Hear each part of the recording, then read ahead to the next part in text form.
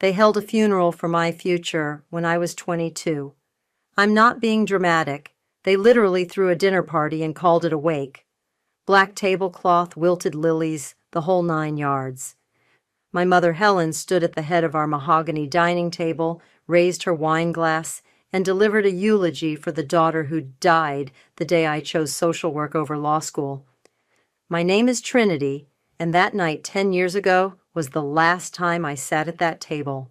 To Trinity's wasted potential, Helen had said, her voice carrying that particular brand of disappointment she'd perfected over the years. May it rest in peace, alongside her trust fund. My father Hugh nodded solemnly from his chair, cutting into his steak like he was dissecting my life choices. My younger sister Lexis, golden child, business prodigy, everything I apparently wasn't, actually giggled behind her napkin. "Come on, Mom," Lexis had said, her eyes sparkling with that cruel amusement she wore so well. "Trinity's just going through a phase. She'll come crawling back when she realizes she can't survive on good intentions and food stamps." I should have walked out then. Instead, I sat there like an idiot, watching my family perform this twisted theater while my heart shattered into pieces small enough to fit through the cracks in their marble floors. "The position at Morrison & Associates is still available," Hugh had said, not even looking at me. "One phone call, Trinity. That's all it takes to resurrect your future."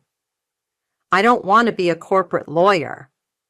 The words came out quieter than I'd intended, but they might as well have been screams for how the room went silent. Helen set down her glass with surgical precision. "What you want is irrelevant. What matters is what's practical, what pays, what maintains the family reputation. I want to help people."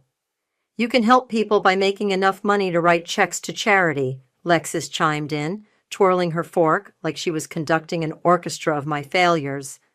"But I guess that requires actual intelligence." That's when I stood up. That's when I told them exactly what I thought of their money, their reputation, and their twisted version of love. That's when Hugh's face turned purple and Helen's mask finally slipped, revealing the ice-cold calculation underneath. "If you walk out that door," Helen had said, her voice steady as a surgeon's hand, "don't expect to walk back in. We won't enable your delusions." I walked out anyway. For 10 years, I kept walking. Through a studio apartment with paper-thin walls and a radiator that sounded like a dying animal. Through graduate school funded by loans that'll follow me to my grave. Through a job that pays barely enough to survive but fills something in my soul that their money never could. I walked through cancer at 28, alone, because when I called them from the hospital, Helen hung up after hearing the word chemotherapy. Apparently, my illness was just another manipulation tactic in her mind. Ruby, my best friend, and the closest thing to family I have now, held my hand through every treatment. She was there when I lost my hair, when I couldn't keep food down, when I thought I might actually die in that sterile hospital room with no one but the nurses to mourn me. My biological family? Radio silence. Until yesterday. I was sitting in my tiny kitchen, grading case files over instant ramen, when my phone buzzed with a text from an unknown number. "Check the news. Karma's finally called them home." The headline made my blood freeze. "Hart Industries collapses after massive fraud investigation. Family fortune lost." There was Hugh's photo, older, grayer, but still wearing that same arrogant expression I remembered. The article detailed how Lexis, their precious golden child, had apparently been cooking the books for years. Embezzlement, tax evasion, investor fraud. She'd hit the white-collar crime trifecta. The Hart family empire, built over 3 generations, was gone. Bankruptcy, federal investigation, assets seized. I should have felt vindicated. I should have felt that sweet satisfaction of watching karma serve justice on a silver platter. Instead, I just felt empty. Until this morning, when someone knocked on my door. I opened it to find 2 strangers wearing my parents' faces, hollow-eyed, desperate, and smaller somehow than I remembered. Helen's perfect posture had crumbled, and Hugh's commanding presence had withered into something that looked almost human. "Trinity," Helen whispered, and for the first time in my life, I heard her voice crack. "We need to talk." They stood in my doorway like ghosts of their former selves. Helen's designer clothes hung loose on her frame, and Hugh's hands shook as he gripped a worn leather briefcase that probably contained everything they had left. "May we come in?" Helen asked, the words foreign in her mouth. I'd never heard her ask permission for anything. I stepped aside without a word. They shuffled into my cramped living room, taking in the second-hand furniture and peeling paint with the kind of horror usually reserved for crime scenes. "Cozy," Hugh muttered, lowering himself onto my thrift store couch like it might collapse under him. "Coffee?" I asked, more out of shock than hospitality. "Please." Helen perched on the edge of my armchair, spine straight despite everything. Some habits die hard. I busied myself in the kitchen, hands trembling as I scooped grounds into the filter. Through the thin wall, I could hear them whispering. "This is humiliating," Hugh hissed. "We don't have a choice," Helen shot back. "She's the only one who—" "Who what?" I called out, returning with 3 mismatched mugs. "Who hasn't stolen from you? Who hasn't destroyed your life? Who you haven't spoken to in a decade?" Helen flinched. Hugh stared into his coffee like it held answers. "We made mistakes," Helen said finally. "Mistakes?" The word came out sharper than I intended. "You held a funeral for me. You hung up on me when I had cancer. You thought I was lying. You thought I was manipulating you for money." I sat across from them, studying these strangers who used to be my parents. "What changed? Why now?" Hugh cleared his throat. "The federal investigators froze everything. The house, the cars, the accounts. We're staying in a motel off Route 9. The image hit me like a slap. My parents, who used to vacation in the Hamptons and shop on Fifth Avenue, reduced to a roadside motel with cigarette burns in the carpet and ice machines that never worked. "Where's Lexus?" I asked. Helen's face hardened. "We don't know. She disappeared the night before the FBI raid, took what cash she could, and vanished." "Your golden child abandoned you?" I couldn't keep the bitter satisfaction out of my voice. "She's scared," Hugh said defensively. "She made some poor decisions, but—" "Poor decisions?" I laughed, harsh and ugly. "She embezzled millions. She destroyed your company. She ruined your lives." "She's still our daughter," Helen whispered. The words hung in the air like smoke. Still their daughter. Unlike me, apparently. "What do you want?" I asked. Helen and Hugh exchanged glances. Some silent communication passed between them, the kind that comes from 30 years of marriage. "We heard you work in social services now," Hugh said carefully, "that you have connections with housing programs, assistance programs. You want me to help you get welfare." The irony was so thick I could taste it. "It's temporary," Helen said quickly. "Just until we can figure out our next steps. We're not asking for money. Good, because I don't have any. Just guidance, someone who knows the system." I stared at them, these proud people who'd rather die than accept charity, now begging their disowned daughter to help them navigate the very programs they'd probably voted to defund. "You know what's funny?" I said. "When I was sick, when I was broke, when I was sleeping on Ruby's couch because I couldn't make rent, I would have given anything for you to care, for you to call, for you to show up." Helen's eyes filled with tears, real ones, not the crocodile variety she used to deploy at charity galas. "We were wrong," she said. "We were so wrong about everything." "Were you? Or are you just desperate?" Before either could answer, my phone rang. Lexus's name flashed on the screen. I answered without thinking. "Hello?" "Trinity." Lexus's voice was breathless, panicked. "Are they there? Did they find you?" "They're sitting right here." Silence. Then, "Don't help them." Hugh leaned forward. "Is that Lexus? Let me talk to her." I held up a hand, keeping the phone pressed to my ear. "Trinity, listen to me," Lexus continued. "Whatever they told you, it's not the whole truth. There are things you don't know, things they did that— What things? I can't say over the phone, but please, whatever you do, don't trust them. Don't help them. They don't deserve it. The line went dead. Helen and Hugh stared at me expectantly. What did she say? Helen asked. I looked at my parents, broken, desperate, finally vulnerable, and felt something cold settle in my chest. She said she's sorry, I lied. After my parents left, promising to call tomorrow for my answer, I sat staring at my phone for 20 minutes before dialing Ruby. They showed up, I said when she answered.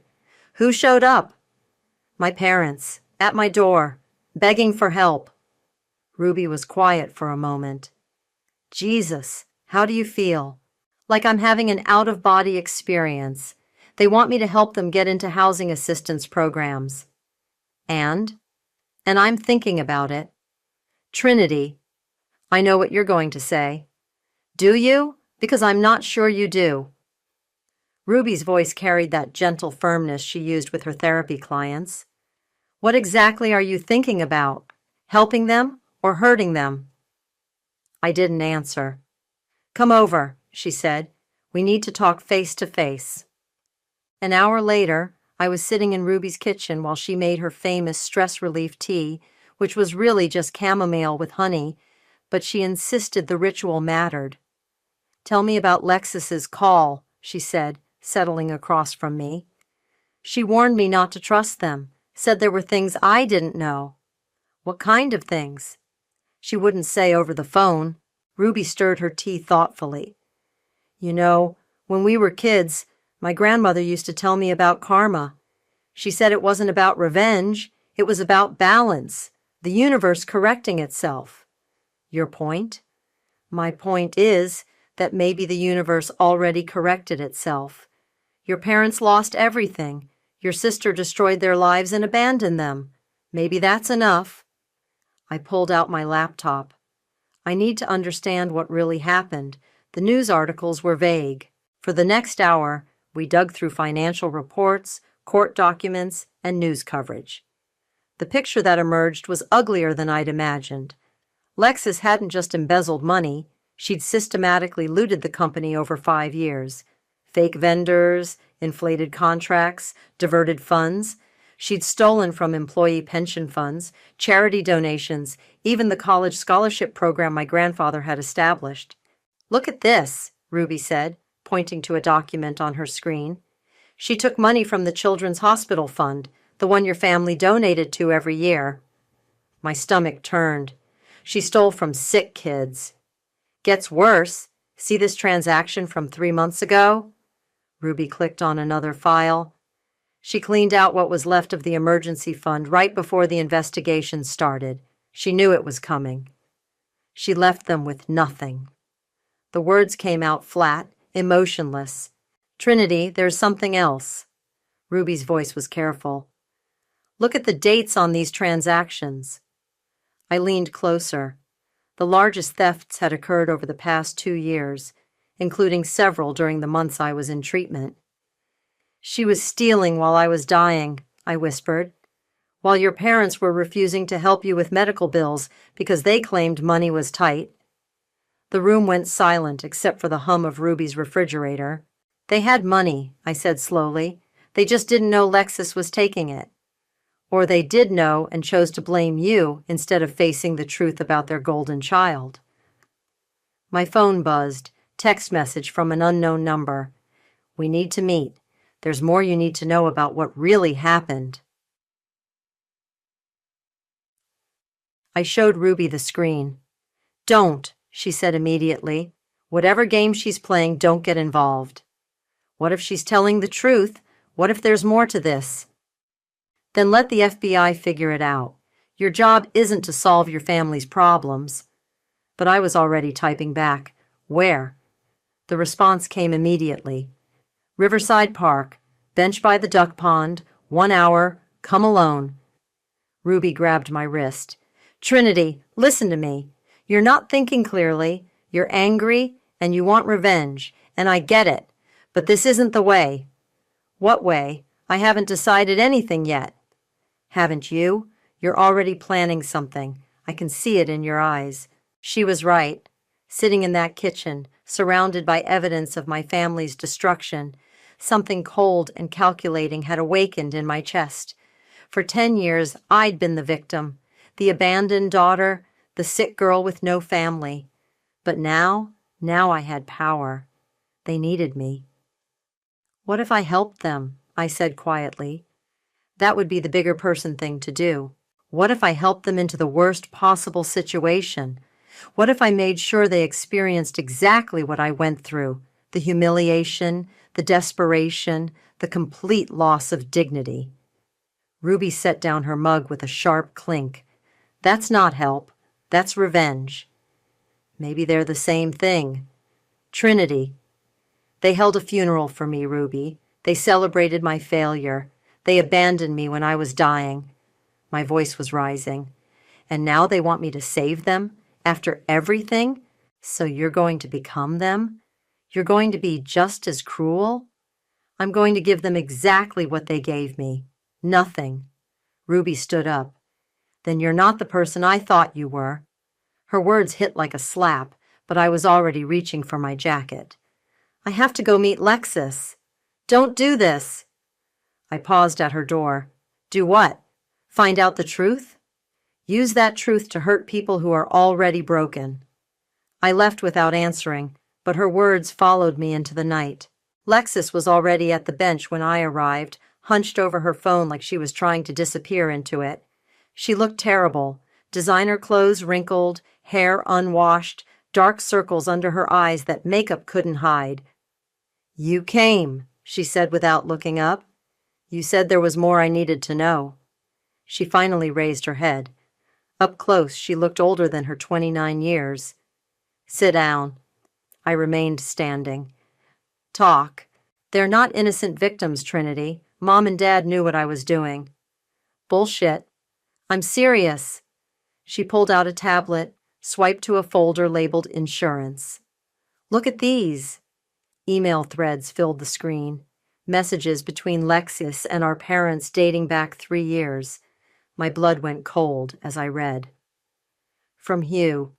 The quarterly reports look suspicious. Are you sure the numbers are accurate? From Lexus. Everything's fine, Dad. Trust me. From Helen. The auditors are asking questions about the charity fund transfers. From Lexus. I'll handle it. Just keep them busy with other projects. They knew, Lexus said quietly. Maybe not the full extent, but they knew something was wrong, and they let me handle it because the money kept coming in. I scrolled through more messages, my hands shaking. This doesn't prove they knew you were stealing. Keep reading. The emails got more explicit. References to creative accounting and flexible interpretations of financial regulations. Hugh asking Lexus to make the numbers work for investor meetings. Helen suggesting they postpone the audit until after the holidays. They were complicit, Lexus said. Not masterminds, but they turned a blind eye because business was good. Why are you showing me this? Because they're going to blame everything on me. They already are. And when you help them... Who says I'm helping them? Lexus laughed bitterly. Please, you're Trinity. You help everyone. It's your thing. My thing? The savior complex. The need to fix broken people. It's why you became a social worker instead of making real money. The old sting of her condescension hit me, but I pushed it aside. If they knew what you were doing, why didn't they stop you? Because stopping me meant admitting they'd been living off stolen money for years. Their house, their cars, their lifestyle, all funded by my creative solutions. She closed the tablet. They chose willful ignorance. And you chose to steal from sick children. Her face crumpled. I know how bad it looks. But it started small, just moving money around to cover cash flow problems. Then it got bigger, and I couldn't stop without exposing everything. So, you kept stealing? I kept trying to fix it. Every theft was supposed to be the last one, just enough to buy time to make things right. until you cleaned out the emergency fund and ran. I panicked, okay? The FBI was closing in, and I knew if I stayed, I'd drag everyone down with me. I stared at her, this woman who used to be my sister. You left them to face the consequences alone. I saved them from criminal charges. If I'd stayed, they would have been arrested too. How noble of you. Trinity, I'm trying to make this right. I have money hidden. Not much, but enough to help them get back on their feet. But I need your help to get it to them without the feds tracing it. You want me to help you launder money. I want you to help me take care of our parents. Our parents? The words came out like acid. They're not my parents. They made that clear 10 years ago. They made a mistake. They held a funeral for me, and I laughed, Lexus shouted back. I sat there and laughed while they destroyed you, and I've regretted it every day since. The admission hung between us like a physical thing. You think saying sorry fixes it? I asked. No, but maybe helping them does. Maybe this is our chance to be better than they were. I looked at her, really looked. The desperation in her eyes was real. The guilt was real. But so was the manipulation, the same calculated charm she'd used our whole lives. There's something else, she said quietly, about when you were sick. My blood froze. What about it? Dad wanted to help. He called the hospital, tried to pay your bills. Mom stopped him. You're lying. I have the phone records. He called you 17 times during your treatment. Mom made him hang up every time. The world tilted. Why? She said if they helped you, it would prove you were right to defy them, that you'd never come home if they enabled your rebellion. I sat down hard on the bench, my legs suddenly unable to support me. She chose pride over your life, Lexus whispered, and I let her. I called my parents the next morning before I could change my mind. I'll help you, I said when Helen answered. The relief in her voice was immediate. Oh, Trinity, thank you. We knew you'd... I have conditions. Silence. What kind of conditions? Hugh's voice came through the speaker. They'd put me on conference call. You do exactly what I say when I say it. No questions, no arguments. You've lost the right to make demands. That seems reasonable, Helen said carefully. I've arranged placement in a transitional housing program. It's specifically designed for people in your situation, professionals who've experienced sudden financial hardship. That sounds perfect, Hugh said. When can we? Today. I'll pick you up at your motel at noon. After I hung up, I sat in my car outside the Riverside Motel, watching my parents emerge from room 237 with 2 small suitcases. Everything they owned in the world, reduced to what they could carry. Helen had tried to maintain some dignity. Her hair was styled, her clothes pressed. But Hugh looked broken. His shoulders sagged as he loaded their bags into my trunk. Thank you for this, Helen said as she settled into the passenger seat. We know this isn't easy for you. No, it's not. Hugh climbed into the back. Where exactly is this facility? Downtown. It's called New Horizons. I've heard of it, Helen said. Don't they help homeless people? Among others. The drive across town was tense. My parents kept trying to make conversation, asking about my work, my apartment, anything to fill the silence. I gave short answers, focused on the road. Trinity, Hugh said as we stopped at a red light, I need to tell you something. What? When you were sick, I wanted to help. I tried to call you. My hands tightened on the steering wheel. Did you? Your mother thought it was best if we maintained boundaries. She said if we helped you, you'd never learn to stand on your own. Helen's head snapped toward him. Hugh? She needs to know, he said firmly. I called the hospital. I spoke to your doctor. I wanted to pay your bills, but Helen said... I said we needed to be consistent, Helen interrupted. We'd made a decision as a family. You made a decision, Hugh shot back. I wanted to be there for her. And undermine everything we'd worked for. Show her that defying us had no consequences? She had cancer, Helen! The car behind us honked. The light had turned green. I drove in silence while my parents argued in the background, their voices becoming white noise as Lexus's revelation played on repeat in my head. He'd tried to help. He'd wanted to be there. Stop, I said quietly. They kept arguing. Stop! I pulled over to the curb and turned around. Just stop talking. Hugh's face was flushed. Helen looked like she'd been slapped. Dad, I said, the word feeling foreign on my tongue. Is it true? You tried to call me? He nodded. 17 times. I hung up every time because your mother said, because I was trying to protect this family, Helen said. Someone had to be the adult. The adult? I laughed, harsh and bitter. The adult would have put their child's life before their pride. We thought you were manipulating us, using your illness to what? Get attention? Get money? I turned back around, gripping the steering wheel. I was dying, Mom. I was 28 years old and dying, and you thought I was playing games. We made mistakes, Hugh said quietly. You made choices. There's a difference. I pulled back into traffic. The rest of the drive passed in silence. New Horizons sat on a busy street downtown, a converted warehouse with small windows and a faded sign. It wasn't the worst place in the city, but it wasn't the upscale facility my parents were expecting. This is it? Helen asked as we parked. This is it. Colby met us at the entrance. He'd been a family friend once, back when my parents moved in different circles. Now he managed intake at the shelter. Helen, Hugh, he said with professional courtesy. Trinity told me about your situation. We'll take good care of you. Colby? Helen's voice was small. You work here? 5 years now. Lost my practice in the recession. Ended up here. Funny how life works out.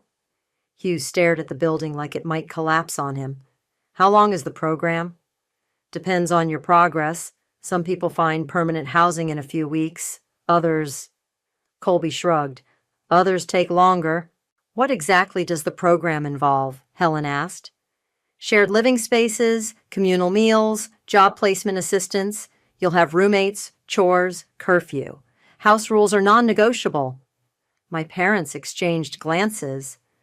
Roommates? Hugh asked. Most of our residents are in similar situations, professionals who've hit hard times. You'll fit right in. I watched my parents absorb this information, the reality of their new life settling over them like a heavy blanket. Trinity, Helen said, turning to me. Will you visit? I looked at her, this woman who'd chosen pride over love, who'd held a funeral for my dreams and let me suffer alone. We'll see, I said. I visited them the following Tuesday. Colby met me at the front desk, shaking his head.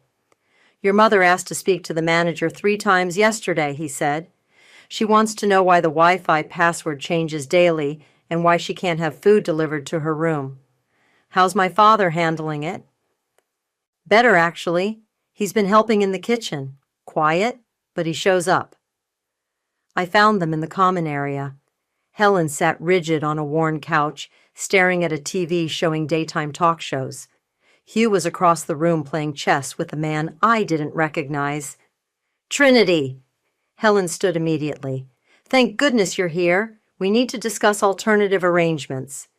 What kind of alternatives? This place isn't suitable. The people here... She lowered her voice. Some of them have substance abuse problems, mental health issues. It's not safe. It's perfectly safe, Mom. These are people who've fallen on hard times, just like you. We're not like them. Aren't you? Hugh approached us, leaving his chess partner mid-game. Trinity, we appreciate what you've done, but surely there are other options. Private facilities, perhaps? With what money? The question hung in the air. Hugh's face reddened. Your mother and I have been discussing our situation, he said. We think it might be time to reach out to Lexus, work together to rebuild. Lexus is a federal fugitive. She's our daughter, Helen said firmly, and she has resources that could help us get back on our feet. Resources she stole. That's between her and the authorities. I stared at them, amazed. Even now, even after everything, they were choosing Lexus over accountability. She called me yesterday, Hugh said quietly. What? Lexus. She wants to meet with us. She says she has a plan to make things right. You're not seriously considering... She's family, Trinity. Whatever she's done wrong, she's still our daughter. And what am I? The question came out sharper than I intended. Hugh flinched. You're our daughter too, Helen said carefully. That's why we came to you for help. After 10 years of silence, we've apologized for that. Have you? When? I don't remember hearing the words. I'm sorry. Helen's mouth opened and closed. Hugh looked at his shoes. We need to go, Helen said finally. Lexus is waiting. Go where? She's staying at a hotel across town, just for a few hours. You'll violate your housing agreement. Colby will kick you out. We'll be back before curfew, Hugh said. No one needs to know. I watched them gather their coats, these people who'd learned nothing from their fall. They were still choosing the easy path, still believing Lexus could fix everything with her schemes and stolen money. Don't do this, I said. We have to, Helen replied. She's our only hope. They left me standing in the common area, surrounded by the very people they thought themselves too good for. Family troubles? I turned. The man Hugh had been playing chess with extended his hand. Marcus, he said, I'm in room 4B, next to your parents. How are they as neighbors? Your mother's particular. Asked me to keep my music down at 7 p.m. I wasn't playing any music. Despite everything, I smiled. That sounds like her. Your father's different. Helped me move my dresser yesterday. Didn't say much, but he showed up. We sat down at the chessboard. Marcus reset the pieces. You know, he said, I used to be a financial advisor. Lost everything in a Ponzi scheme. Not running it, investing in it. Thought I was smarter than everyone else. What happened? Pride, mostly. Refused help from family because I was embarrassed. Ended up here. He moved a pawn. Best thing that ever happened to me. How's that? Learned who I really was when I had nothing left to hide behind. Turns out I'm not as smart as I thought, but I'm tougher than I knew. I moved my own pawn. My parents don't seem to be learning that lesson. Give them time. Rock bottom looks different for everyone. We played in comfortable silence for a while. Around us, the shelter hummed with quiet activity, people reading, watching TV, having conversations. It wasn't the hellscape my parents imagined. It was just life, stripped of pretense. My phone buzzed. Text from Lexus. Thanks for not stopping them. We're going to fix this together. I showed Marcus the message. Your sister? He asked. Unfortunately. She sounds like trouble. She is. And your parents are walking right into it. I nodded, watching the chessboard blur. As my eyes filled with tears I refused to shed. You could warn them, Marcus said gently. I could, but you're not going to. No, I said, moving my queen into position. I'm not. Sometimes, Marcus said, studying the board, the only way people learn is by making their own mistakes. Even if those mistakes destroy them, especially then. He moved his king, walking directly into my trap. Checkmate, I whispered. They didn't come back that night. Colby called me at 6 a.m. Your parents never returned. They violated their housing agreement. What does that mean? It means they're out. I held their beds as long as I could, but we have a waiting list. I drove to the hotel Lexus had mentioned, my stomach churning with each mile. The Riverside Inn was the kind of place that rented rooms by the hour, with flickering neon signs and parking lots full of broken dreams. I found them in the lobby, all three of them. Helen sat in a cracked vinyl chair, staring at nothing. Hugh paced by the window. Lexus stood at the front desk, arguing with the clerk. The card was declined again, the clerk was saying. You need to pay cash or leave. There's been a mistake, Lexus insisted. Try running it one more time. I've run it 6 times, lady. It's maxed out. I approached slowly. Having trouble? Lexus spun around. Trinity, thank God. Can you cover the room for another night? Just until I sort out this banking issue. What banking issue? The accounts I set up got frozen. Temporary setback. You mean the FBI found your hidden money? Her face went pale. It's not what you think. It's exactly what I think. I looked at my parents. How long have you been here? 2 days, Hugh said quietly. Lexus said she had everything arranged, but her stolen money got confiscated and now you're homeless. We're not homeless, Helen said sharply. This is temporary. Is it? Because Colby kicked you out of the shelter. You have nowhere to go. We have each other, Lexus said desperately. We can figure this out as a family. Family? The word came out like a curse. You destroyed them, Lexus. You stole their money, ruined their reputation, and now you've gotten them kicked out of the one place that would help them. I was trying to fix things. By dragging them into another one of your schemes? The hotel clerk cleared his throat. Ladies, you need to settle your bill or I'm calling security. I pulled out my credit card. 1 night. That's it.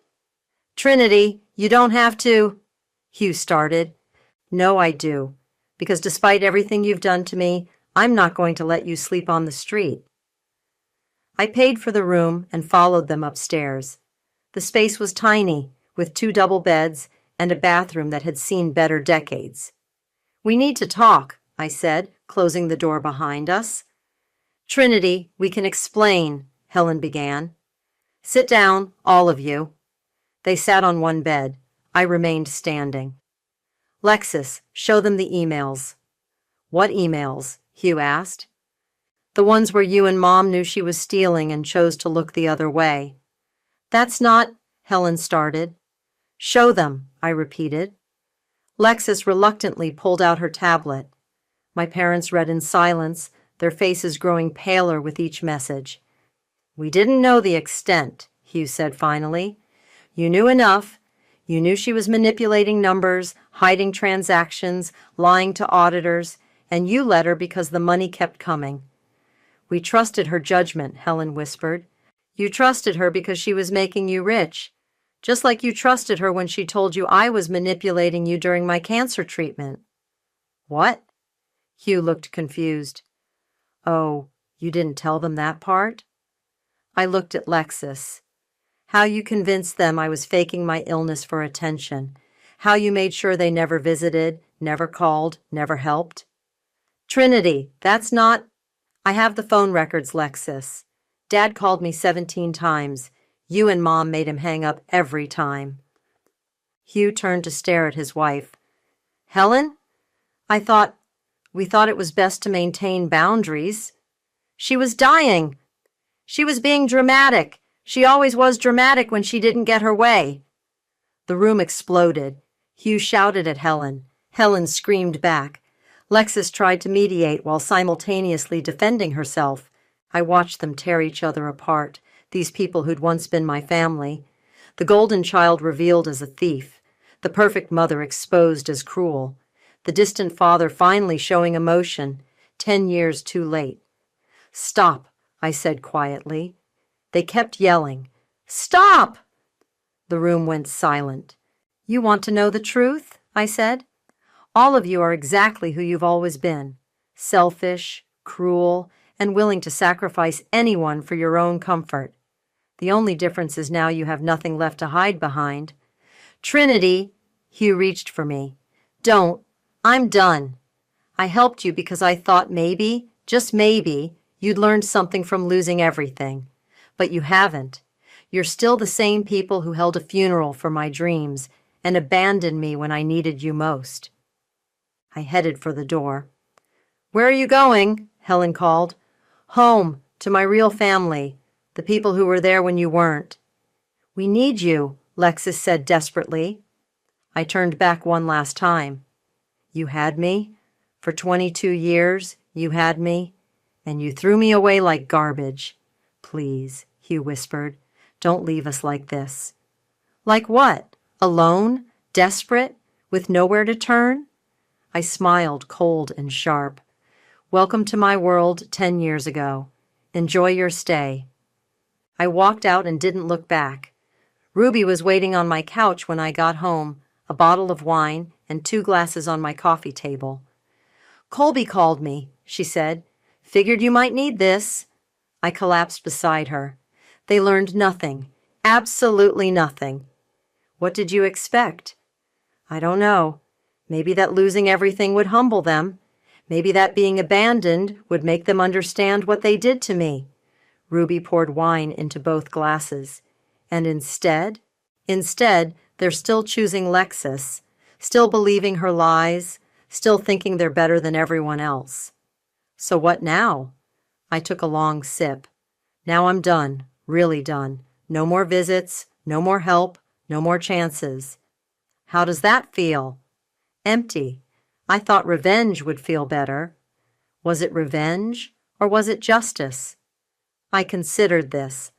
What's the difference? Revenge is about hurting people who hurt you. Justice is about consequences catching up with choices. Then I guess it was justice. We sat in comfortable silence, drinking wine and watching the sun set through my small window. My phone rang. Unknown number. Don't answer it, Ruby said. I answered anyway. Hello? Trinity? The voice was barely a whisper. It's Mom. What do you want, Helen? We're at the bus station. Lexus is gone. She took the last of our money and disappeared. I said nothing. We don't have anywhere to go. That's not my problem. Please, I know we don't deserve your help, but...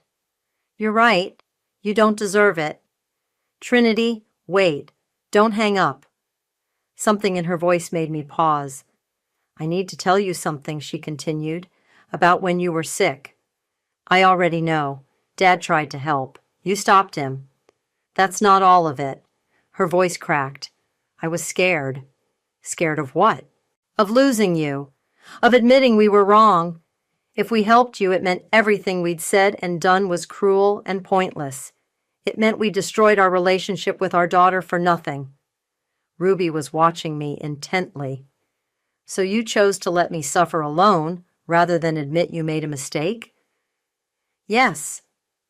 The word came out like a sob. And I've regretted it every day since. Regret doesn't fix anything, Helen. I know, but I need you to know that I was wrong. About everything. Your career, your choices, your illness. I was wrong, and I'm sorry.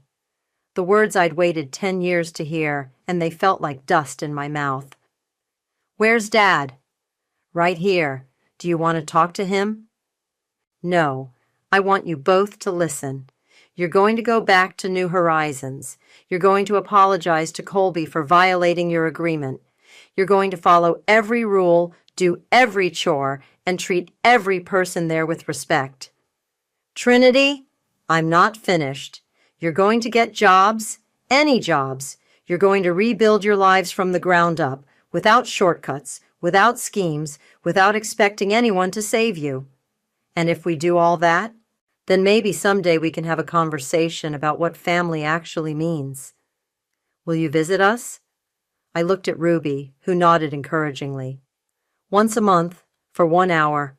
And if you mention Lexus or ask me for anything other than conversation, I'm gone. That's fair. It's more than fair. It's generous. Trinity? Hugh's voice came through the phone now. I'm proud of you. I should have said that years ago, but I'm saying it now. I'm proud of the person you became despite us, not because of us. My throat tightened. I have to go. We love you, Helen said quickly. We always loved you. We just didn't know how to show it. I hung up without responding. Ruby refilled my wine glass. So they're going back to the shelter. They're going to do the work, and maybe eventually we'll figure out if there's anything left to salvage. And Lexus? Lexus made her choice. She's on her own. How do you feel about that? I considered the question. Like I finally understand the difference between justice and revenge. Justice is letting people face the consequences of their choices. Revenge is making sure those consequences destroy them. And which did you choose? Justice. Barely. Ruby raised her glass. To justice, then, and to second chances. To second chances, I agreed. The ones we earn, not the ones we expect. We clinked glasses as my phone buzzed with a text from an unknown number. Thank you for opening my eyes. I'm going to do better. Mom. I showed Ruby the message. Think she means it? She asked. I think she's going to have to prove it. And if she does? I looked around my small apartment, at the secondhand furniture, the peeling paint, the life I'd built from nothing after they threw me away. Then maybe we'll find out what family looks like when it's built on truth instead of expectations. Outside my window, the city hummed with life. Somewhere out there, my parents were learning what it meant to start over. Somewhere else, Lexus was running from consequences that would eventually catch up. And here, in my tiny apartment with my chosen family, I was finally free.